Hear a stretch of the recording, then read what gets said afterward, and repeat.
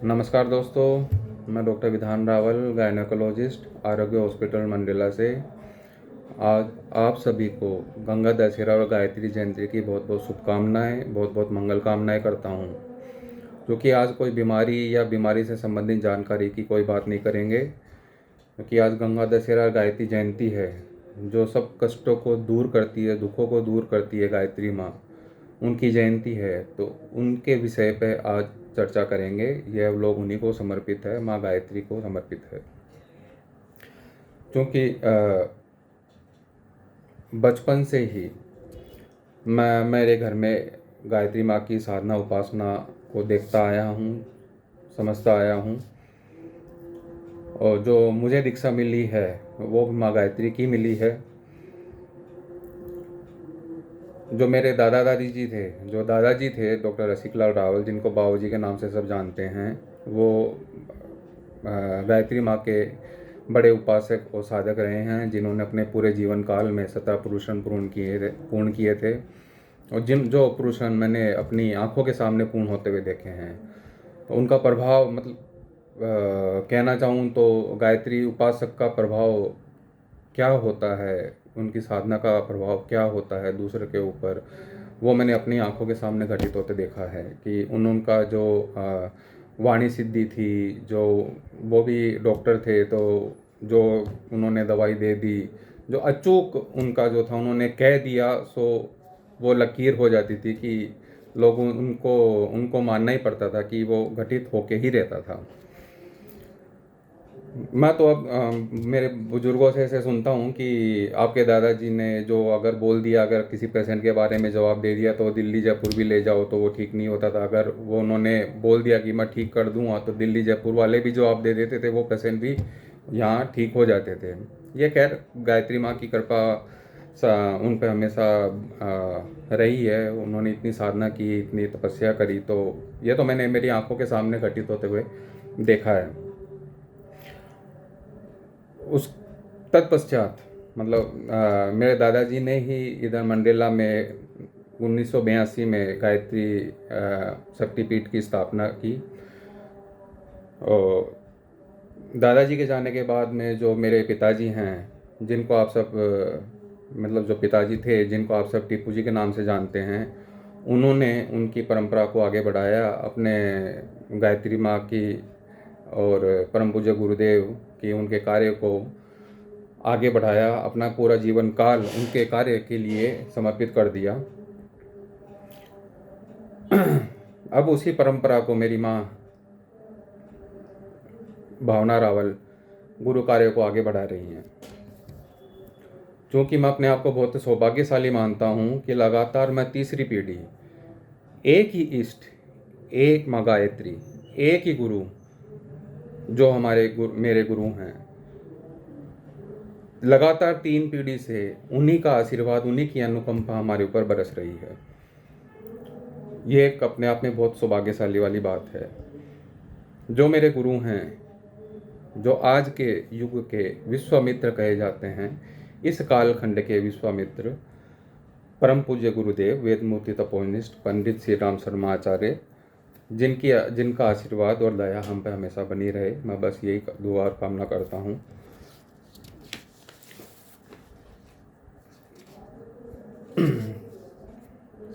पुराणों या एक कथा के अनुसार माँ गायत्री को सबसे पहले एक ऋषि विश्वामित्र ने सिद्ध किया, जो जल कल्याण हेतु उन्होंने माँ गायत्री मतलब जन कल्याण हेतु माँ गायत्री को सुलभ कराया।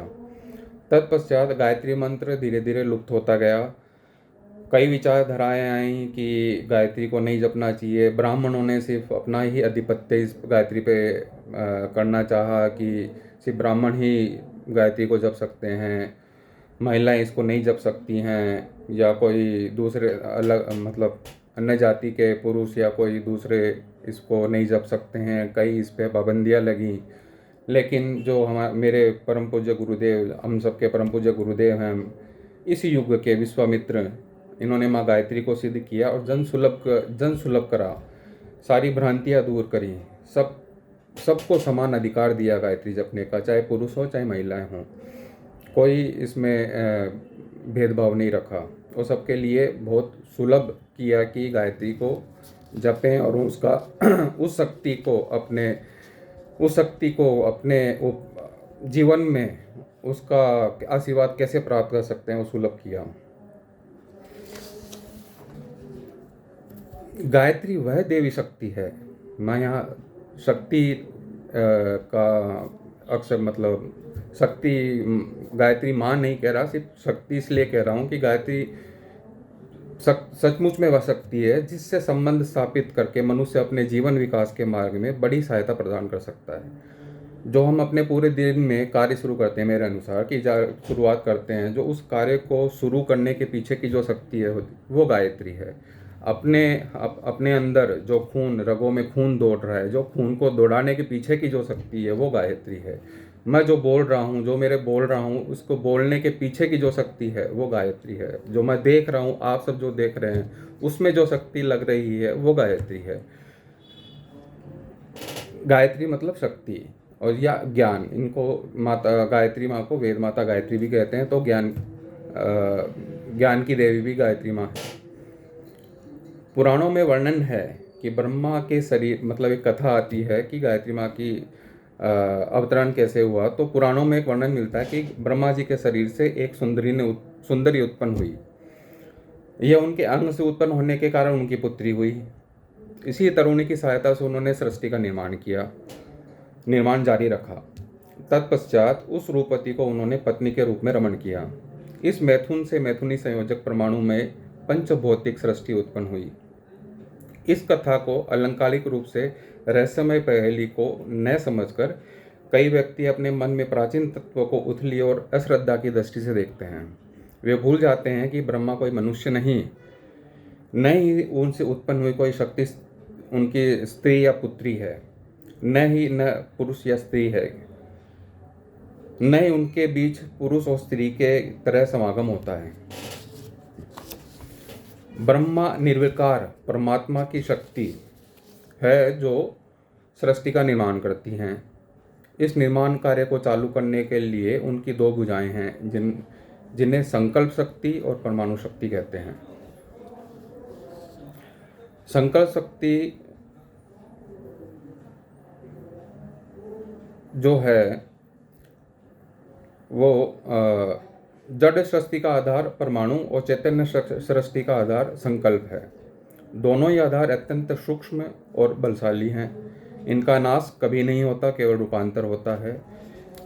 संकल्प शक्ति तो अपन सब जानते हैं कि कोई भी अनुष्ठान या शुरू करने से पहले संकल्प लिया जाता है, वो भी एक प्रकार की शक्ति होती है। वो संकल्प लिए बिना कुछ भी अपन चालू नहीं कर सकते। मतलब एक वो गायत्री ही हो गई एक तरह से, जो अपन संकल्प ले रहे हैं, किसी भी रूप में ले रहे हैं, किसी भी चीज़ का ले रहे हैं, वो एक संकल्प शक्ति, एक तरह से शक्ति जो है वो गायत्री, वो हो गई सूक्ष्म।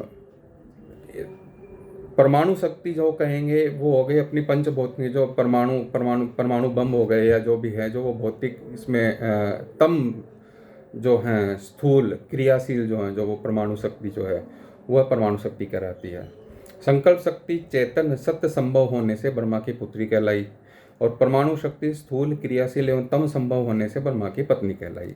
इसी प्रकार गायत्री और सावित्री ब्रह्मा जी की पुत्री तथा पत्नी के नाम से प्रसिद्ध हुई। माँ गायत्री को वेद माता गायत्री भी कहते हैं। वेद कहते हैं ज्ञान को। ज्ञान को चार भाग में विभाजित कर दिया। ज्ञान के चार भेद हैं, यूँ समझिए, ऋग्वेद, यजुर्वेद, सामवेद, अथर्ववेद। इनको भी चार भाग में बांटने का एक कारण ये था कि जो यजुर्वेद है, जो ऋग्वेद है, उसको कल्याण, प्रभु प्राप्ति, ईश्वरीय दर्शन, आत्मशांति, धर्म भावना, कर्तव्य पालन, प्रेम, तप, दया, उपकार, उदारता, ये सब ऋग्वेद के अंतर्गत आते हैं। पराक्रम हुआ, पुरुषार्थ हुआ, साहस, वीरता, रक्षा, आक्रमण, नेतृत्व, यश, विजय, पद, प्रतिष्ठा, यह सब यजुर्वेद के अंतर्गत आते हैं। क्रीड़ा, मनोरंजन, विनोद, संगीत, कला, साहित्य, स्पर्श, इंद्रियों के स्थूल भोग, तृप्ति, ये सब सामवेद के अंतर्गत आते हैं। धन व्यय के वस्तुओं का संग्रह, शास्त्र, औषधि, अन्न, धातु, ग्रह, वाहन, सुख साधन आदि सामग्री अथर्ववेद की परिधि में आती हैं। किसी भी मनुष्य को लीजिए, कोई भी मनुष्य सूक्ष्म और स्थूल, सूक्ष्म मतलब भीतरी, स्थूल मतलब बाहरी इन क्रियाओं का गंभीर और वैज्ञानिक विश्लेषण करेंगे तो पाएंगे कि इन्हीं चारों क्षेत्रों के अंतर्गत मनुष्य की समस्त चेतना परिभ्रमण कर रही है। इसको यह एक शब्द में परिभाषित करें तो यूँ समझ लीजिए कि यज्ञवेद जो है वो कल्याण के लिए, यजुर्वेद पौरुष के लिए, सामवेद क्रीड़ा के लिए, अथर्ववेद अथर्व प्राप्ति जो अपन धन प्राप्ति के लिए। इन चार दिशाओं के अलावा प्राणियों की ज्ञान धारा कहीं और प्रवाहित नहीं होती। कल्याण, पौरुष, क्रीड़ा, अथर्व, ये चार दिशा में ही प्राणियों की पूरा जीवन काल घूमता रहता है। इसी तरह ऋग्वेद को धर्म, यजुर को मोक्ष, साम को काम तथा अथर्व को अर्थ भी कहा जाता है। यही चार वेद या माने यही चार ब्रह्मा जी के मुख हैं। ब्रह्मा जी को चतुर्मुख इसलिए कहा गया है कि वह एक मुख होते हुए भी चार प्रकार की ज्ञान धारा का निष्क्रमण करते हैं। वेद शब्द का अर्थ है ज्ञान। इस प्रकार वह एक है, परंतु एक होते हुए भी प्राणियों के अंतःकरण में चार प्रकार का दिखाई देता है। इसलिए एक वेद को सुविधा के लिए चार भागों में विभक्त कर दिया गया। भगवान विष्णु की चार भुजाएं भी यही हैं। इन चार विभागों को स्वेच्छापूर्वक विभक्त करने के लिए चार आश्रम और वर्णों की व्यवस्था की गई। आश्रम बाल्यावस्था में बाल्याश्रम क्रीड़ावस्था में, तरुणाश्रम अर्थावस्था में, वानप्रस्थ पौरुषावस्था में तथा सन्यासी कल्याणावस्था में रहता है। और वर्णों को ब्राह्मण को ऋग्वेद में रखा गया, क्षत्रिय को यजुर में, वैश्य को अथर्व में और साम को शूद्र में। इस प्रकार यह चार तरह का विभागीकरण हुआ। यह चार प्रकार के ज्ञान उस चैतन्य शक्ति के ही स्फुरण से हैं जो सृष्टि के आरंभ में ब्रह्मा जी ने उत्पन्न की थी और जिन्हें शास्त्रकारों ने गायत्री नाम से संबोधित किया है। इस प्रकार चार वेदों की माता गायत्री हुई। इसी से उसे वेद माता गायत्री भी कहा जाता है।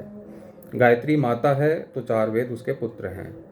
यह तो हुआ गायत्री माँ का सूक्ष्म वेद स्वरूप, वेद माता गायत्री का सूक्ष्म स्वरूप। अब उनके स्थूल रूप पर विचार करेंगे तो ब्रह्मा जी ने चार वेदों की रचना से पूर्व 24 अक्षर वाले गायत्री मंत्र की रचना की। इस एक मंत्र के एक एक अक्षर में सूक्ष्म तत्व समाहित है, जिनके पल्लवित होने पर चार वेदों की शाखा प्रशाखा उत्पन्न हुई। गायत्री मंत्र के 24 अक्षर भी ऐसे ही बीज हैं जो प्रफुल्लित होने पर वेदों के महाविस्तार के रूप में अवस्थित होते हैं। तो आज गायत्री जयंती पर इसीलिए मैं चर्चा करना चाह रहा था कि गायत्री माँ की उत्पत्ति के बारे में और गायत्री माँ के बारे में कि माँ को वेद माता गायत्री क्यों कहते हैं। गायत्री माँ की शक्ति जो अपन ने चर्चा करी कि संकल्प शक्ति है, परमाणु शक्ति है। शक्ति जहाँ पर भी है वहाँ गायत्री से भिन्न कुछ भी नहीं है, कि जहाँ शक्ति नाम है वहाँ गायत्री जरूरी है। और जो हर मंत्र के पीछे या हर अनुष्ठान के पीछे आज का जो है कि वो गायत्री अनुष्ठान एक बहुत ज़रूरी हो जाता है करना। क्या कि गायत्री माँ की एक तरह से अपन बोलें तो परमिशन लेनी ज़रूरी हो जाती है कि मैं इस भगवान का मेरे इष्ट का अनुष्ठान कर रहा हूँ।